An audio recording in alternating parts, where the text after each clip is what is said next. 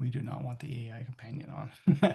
Okay, and like I said, we're going to edit stuff out that, any of the stuttering that I do or whatever, we're going to edit all that out really easily. So,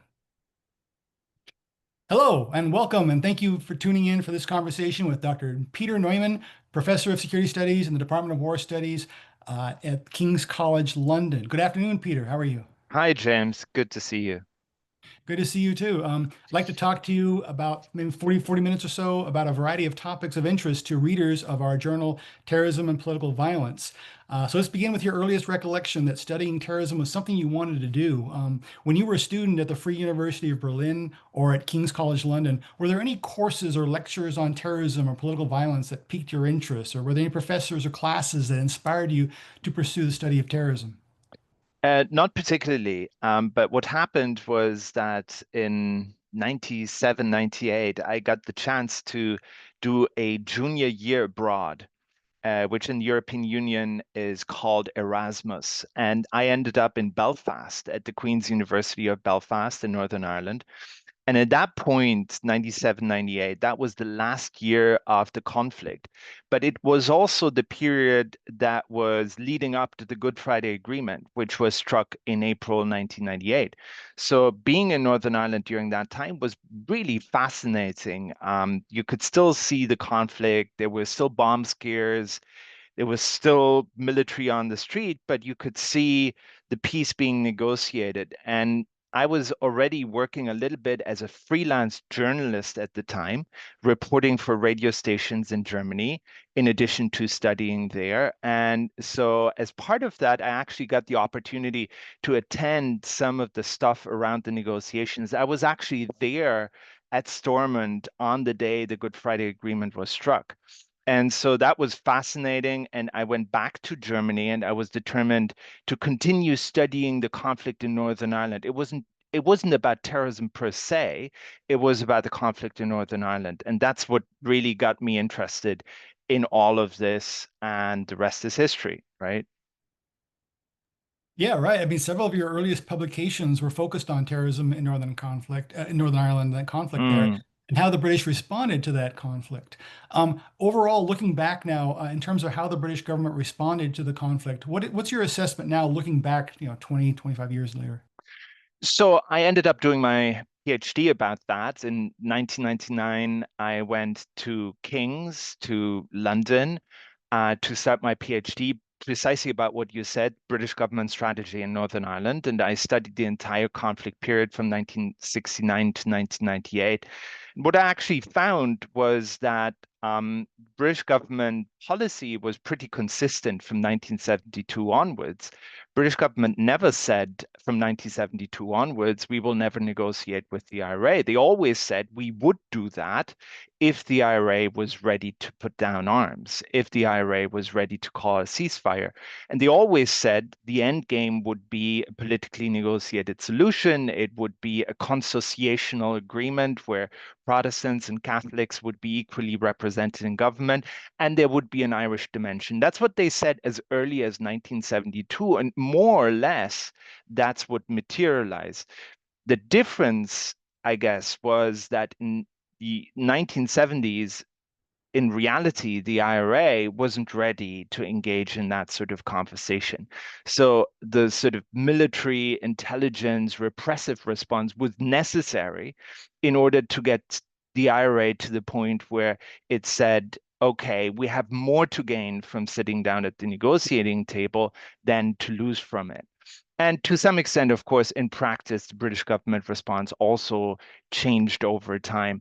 And I think all of that confirmed sort of the idea of Bill Zartman that a conflict has to be ripe for its resolution. So this ripeness point was reached in the late 1980s, even though the political positions of the various players didn't change that much. But they were just not ready to do that in the 1970s. But in 1980s, late 1980s, the whole of society had become so tired of the conflict that even the main actors were ready to basically engage in a negotiated settlement.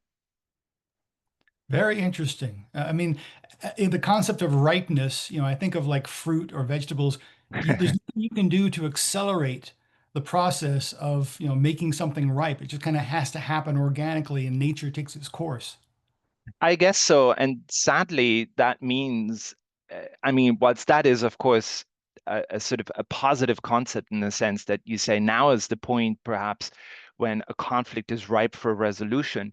It also, in turn, means that sometimes conflicts, even though everyone sees what the solution might be, and everyone looks at the conflict and sees and thinks how pointless all of this is, but at the same time, you recognize that ripeness has not been achieved yet. I mean, people are not exhausted. Participants in that conflict are not exhausted enough yet to come to the table. And that's probably true for, or that was true for a long time in the case of Ukraine. A lot of people thought that now we've finally reached a point where perhaps all of the actors are accepting that there's no easy way forward and that perhaps you can negotiate a solution, but clearly that still doesn't seem to be the case. And so, what's the situation on the ground has not fundamentally changed. Ripeness is essentially about a perception. It's about something in your head. And that hasn't changed enough yet for all the actors of the conflict to come to the table and to negotiate an end to the conflict. Yeah, that's fascinating. It's a lot of implications for Mm. counterterrorism strategies as well as a lot of other kinds of conflict mediation strategies. Mm. I want to ask you about after you're receiving your PhD from the War Studies Department, you became the director of the Center for Defense Studies at King's College in 2005, 2007. Was terrorism or counterterrorism something that that center was interested in, or was that when you were inspired to become the founding director of a new center, the International Center for the Study Yeah. of Radicalization? Well, so I mean, 2000. it's all. I mean, a lot about my CV. I'm shocked, James. So the CDS, the Center for Defense Studies, that was almost like a holding position that they put me in, waiting for me to be hired properly. And so I was running that center for just a year. And during that year, basically, we had the idea of starting a center looking at radicalization. And that was shortly after 2005. And it's really interesting, historically speaking, because 2005, of course, was the year in Britain where you had the terrible 7/7 attacks in London. And up until that point, in fact, terrorism, especially jihadist terrorism, was seen as something that was coming from outside. Um, British government counterterrorism methods were essentially aimed at basically making sure no bad people would enter the country. And it wasn't conceivable, it was arguably a failure of imagination to conceive of people that had been born and grown up in British society to become terrorists. And 7/7, the attacks on 7/7 that were carried out largely by people that had been born and bred in Britain were a wake-up call. And suddenly there was a conversation, a big conversation about radicalization. Why would someone who was born in Britain turn against their own country? And so, me and Lawrence Friedman, who was my PhD supervisor, but also was a mentor as I was at King's, we had the idea of starting a center that was not just another terrorism studies center, but that specifically focused on the issue of radicalization, which had become so pertinent in many Western societies. And so over the course of 2006, 7, we started raising funds and started looking whether there was interest for a center of this kind. And then basically in January 2008, ICSR, the International Center for the Study of Radicalization, was launched with a big conference in London. That's a great founding story. Yeah, I mean, you've become a go-to expert. You're known as Mm. your expert now for the understanding of the role of social media interactions, especially in radicalization pathways toward terrorist activity. What are the most important things that you feel everyone needs to know today about social media extremism and radicalization? Well, I think as even though everyone recognizes that's important, I think probably it's the single most important thing that has happened over my lifetime that has changed radicalization and has changed involvement in terrorism. And I remember that at that launch conference in 2008, we were already talking about the impact of online, but that was completely different from what we're talking about today. In 2010, 11, of course, the Syrian conflict started, and arguably, I would still argue ISIS in the way it became possible would not have been possible without the impact of social media, of online, etc. The speed with which they were able to mobilize 40, 50,000 foreign fighters from all over the world to come to a country that most of the recruits wouldn't have been able to find on a map even a few years earlier, of course, is not completely 100% explained by the internet and social media, but to a great extent it is. And so today we again have a situation that's fundamentally different from 10 or 15 years ago, which is an online environment which is happening in encrypted platforms on mobile phones and which is fast moving. And so perhaps to answer your question, the most important thing that needs to be understood about social media and online as a factor shaping radicalization is that what we're studying is changing as we are studying it. And that challenges the way we go about studying terrorism, because this idea of having 4-year long research projects where you start today and in 5 years you publish an article, is just very hard to maintain when in those 5 years, the thing you're studying will end up being completely different from what it was when you started studying it. So it's very different from, let's say, a historian who studies something that happened in the 19th century, and that's what happened there, and you're just studying. And when you're dealing with social media and online radicalization or factors, that play a role in online radicalization, the thing you're studying is changing as you're studying it, and that makes it so hard. Yeah, it's a form of human behavior and what influences the human behavior. Yeah, there's Mm. constant change in all of that. I want to address a similar topic. You've become quite the what Ernest Boyer would call the public intellectual, giving talks before the UN Security Council, committees of the UK House of Commons, the US House of Representatives, the German Bundestag, or European Parliament, among many others. You've also served as expert witness for several court cases and as an advisor for a number of think tanks and research centers. What have been some of the most challenging aspects of giving policy advice about terrorism and counterterrorism, especially when it may be something that certain politicians may not want to hear? Mm.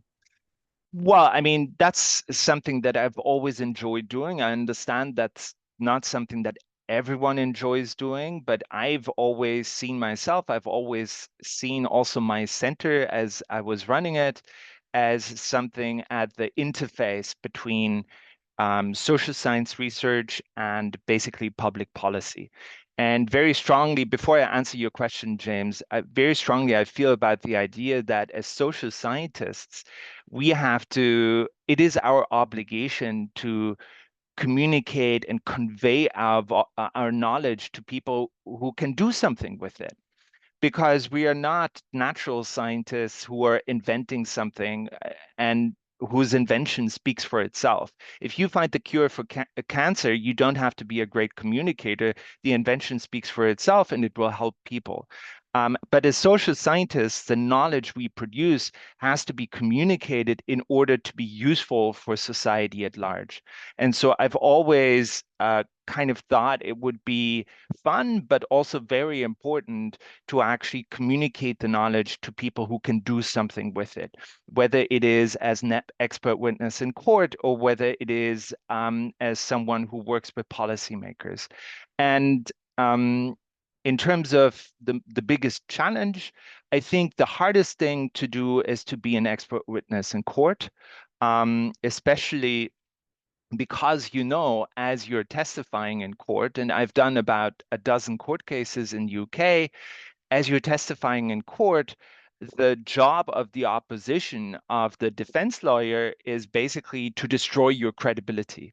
That's a very unique situation where you're standing there and you know that the guy who is asking your questions, basically his main job is to undermine your evidence. And that is very nerve-wracking, especially if you're in the witness stand for hours. There was one court case where I was, I think, in the witness stand for 7 hours. It is actually physically tiring and mentally tiring. And you know that is not always a particularly pleasant experience. So that's something that I found the biggest challenge. In terms of dealing with policymakers, yes, you can present your evidence in the best possible way, and you can try to make a case for it and say this is something that could be useful for X, Y, and Z. But you cannot force the politician to accept it. All you can do is the best possible job at communicating it and to say how it can be useful. If the politician then decides that for ideological or for other reasons he doesn't want to make use of it, that's basically their decision. But I think as social scientists, we should make more of an effort to communicate our knowledge and to make it available to policymakers as much as we can. Whether they then use it or not is ultimately up to them. So even if it proves frustrating or exhausting, it's still worth it in the long run, and it's still something we should be doing. I agree. Yeah. It's still worth it because I give you an example of where this would have made a very big difference. So, um, as you know, I've written quite a lot with my colleague Rajan Basra about the so-called crime terror nexus, where we basically found that a lot of the ISIS recruits in Europe had actually criminal pasts, and that before being radicalized into terrorism, into supporting ISIS, they often used to be gang members or street criminals, often with convictions for dealing in drugs, sometimes consuming drugs. And so this was not something that was on the radar screen of a lot of law enforcement intelligence agencies in, for example, 2016.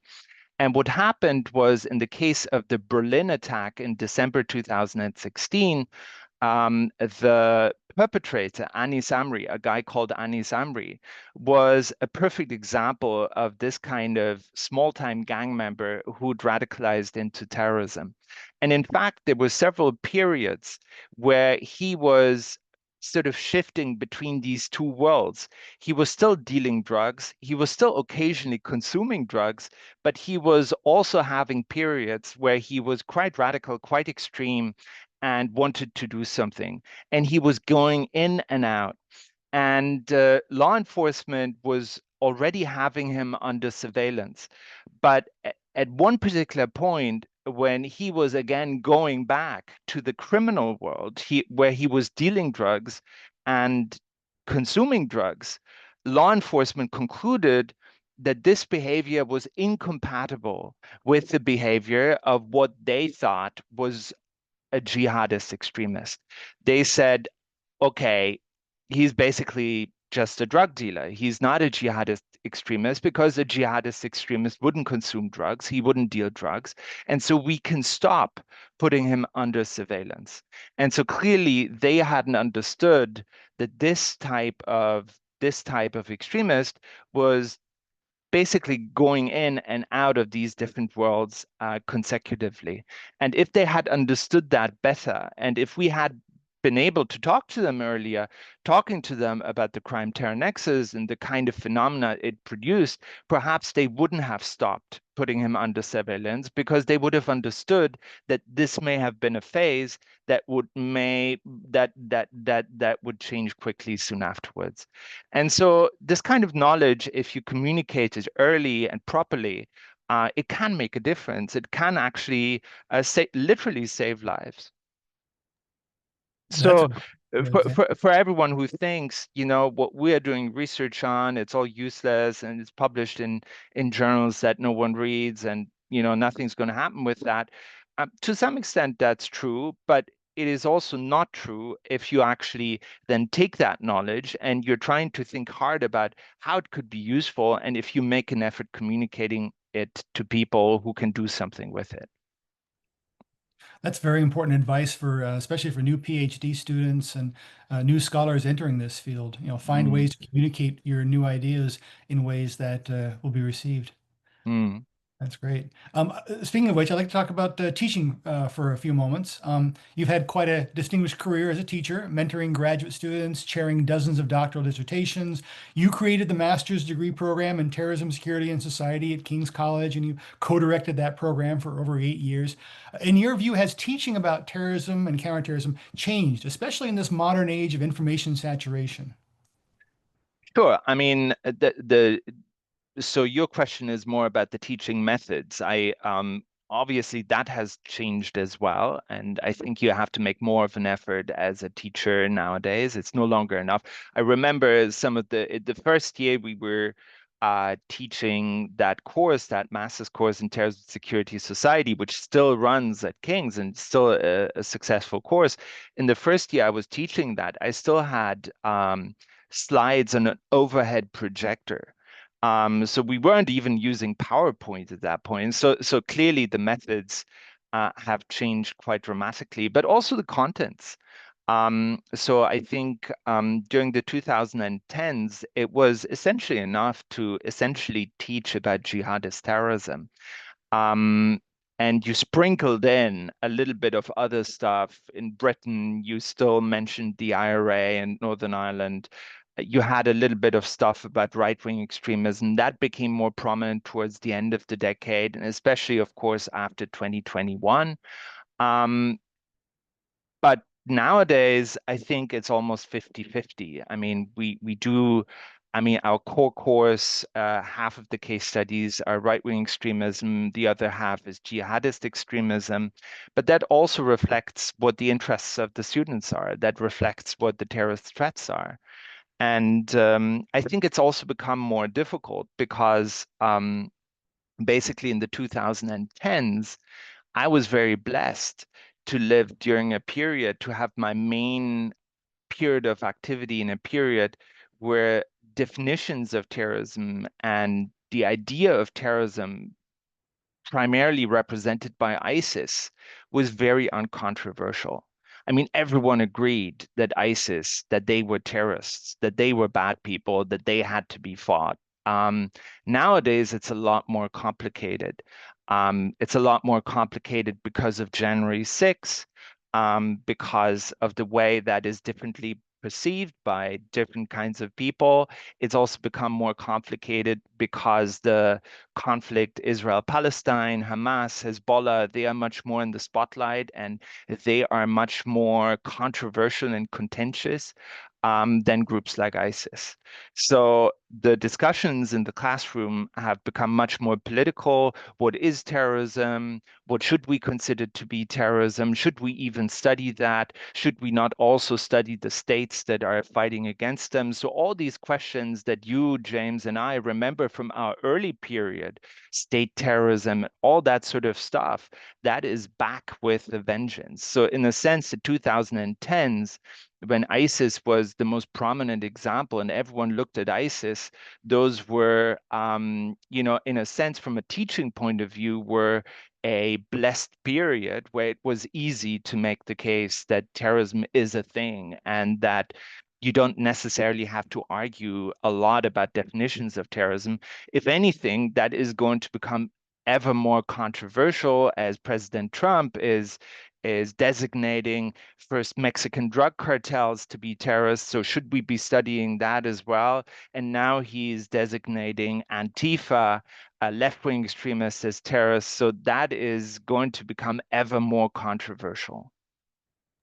Absolutely. Yeah. And one of the other challenges I know I've faced, I bet you've probably faced this as well, is there's always a handful of students every year that I have to work hard to try and help them unlearn what they think they know about terrorism coming Huh. into the class based on TV shows, movies, the internet, and so forth. Absolutely. I mean, I think this is universal. I mean, in a way, the the popularity of terrorism is both a blessing and a curse, right? So it is a blessing in the sense that a lot of people, because of these TV shows and because it's on TV every day in the news, are very interested in our topic. And historically, of course, that has also unlocked a lot of government funding that has allowed you and I and others to do research. But then it comes with a baggage. It comes with a baggage of preconceived notions of what terrorism is, and some people come into class and think they know everything and they just want to see it confirmed. And that's not the point of doing a degree course. You should be willing to learn, and you should be willing to have your own assumptions challenged. And we always tell students that basically you should also certainly be respectful of people who have completely different views. Absolutely. Yes, a very, very similar approach that I have. Um, you've published well over a dozen books in the study of Mm, terrorism, and I understand you're currently working on a research monograph on the ideas and ideologues of the contemporary far right. But your latest book is about Western foreign policy, and one of your many hats mm. involves being a research fellow at the Changing Character of War program at the University of Oxford. If you were to envision someday maybe pivoting away from the study of terrorism, what topics in foreign policy or warfare would you want to focus on in your research and your teaching? So, I mean, that's my last English language book. I mean, I've actually published a book on right-wing extremism and the ideologies behind that in German, and this may still come out in English. But you're right. The last English language book was called The New World Disorder. And so I'm a political scientist by training. I've always been very pluralistic when it comes to terrorism studies. People have different access and people bring different disciplines with them, and they all produce very valuable perspectives on the topic. And so I represent one particular perspective looking at terrorism. And so I've always been interested in going a step back and say, okay, so we have a lot of terrorist radicalization in the 2000s in Iraq after the American invasion of Iraq. So what happened? What led to that? What is the ultimate quote unquote root cause? And zooming out one step after the other, as a political scientist, you end up with conflicts between states, changing world orders. And so that's ultimately what I've ended with looking at in the New World Disorder, which is essentially about how the world order is changing. And I do think we live in interesting times, as the Chinese would say. We do live in a time, I do believe that the Western dominated world order that kind of started 1990 with the end of the Cold War, where we thought that our way of life would be dominant. It would be spreading. At the end of history, Francis Fukuyama, everyone was very optimistic when you and I grew up in the 1990s that that world is coming to an end. And that typically, when world orders are changing, when the tectonic plates are shifting, you end up having a lot of conflicts. And so I see the conflict in Ukraine, I see the conflicts in the Middle East, possibly very soon in the South China Sea. I see it in the context of changing world orders and the emerging of a new world order, which none of us know exactly how it will look like. Presumably, China will play an important role in that world order, but there are also other players like India, etc. And what's important in the context of terrorism is, of course, that almost, probably 80% of terrorism that we see across the world is related in one way or another to conflicts. So terrorism occurs in the context of conflicts, of course. We saw the Syrian civil war in the 2010s, in Libya, et cetera, et cetera. But even the remaining 20% are often related to these conflicts. And so, as we're seeing more conflicts across the world, as the world order is changing, I do predict we will see also terrorism occurring in the context of these conflicts or related to these conflicts. So, if anything, I believe that terrorism will be with us for a long time, just simply as a consequence of the fact that so much is happening in terms of how the world is hanging together. Well, that's a good segue into my next question. For new doctoral students or graduate students, readers of terrorism and political violence, what do you think should be some of the most important research topics over the next 5, 10, 15 years in the study of terrorism and counterterrorism? So one could be precisely that, how changes in the world order produce terrorism. What are the precise mechanics? What are the dynamics that unfold? But also having that related perhaps to some of the factors that we know are important in terms of terrorist radicalization. For example, the use of online. How does that facilitate a radicalization in places that are completely unrelated?